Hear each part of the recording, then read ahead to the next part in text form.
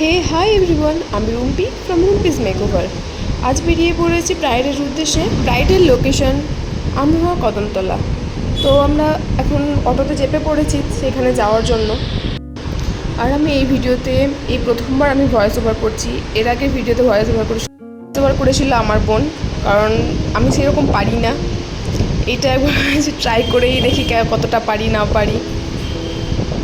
তো এখানে একটা সুন্দর গাছ থেকে আমি মোবাইলটা পট করে বের করে নিলাম।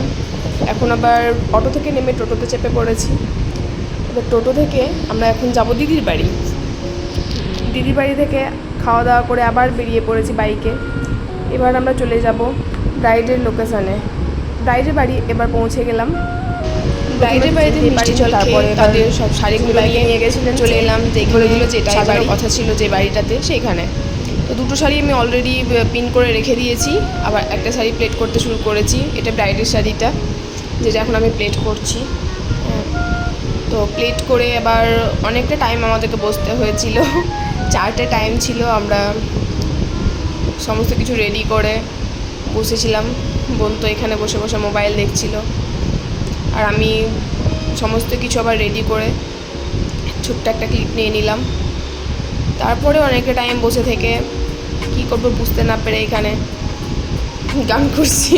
গানের তো কোনো গলা নেই, হ্যাঁ জাস্ট এমনি মনটা হাসানোর জন্য। টেনশনও হচ্ছিলো যে বাড়ি আবার ফিরে আসতে হবে, এতটা টাইম হয়ে গেল, কখন সাজাবো। আর একজনকে তো না, 3জনকে সাজিয়েছিলাম, ব্রাইড আর ব্রাইডের 2 দিদিকে।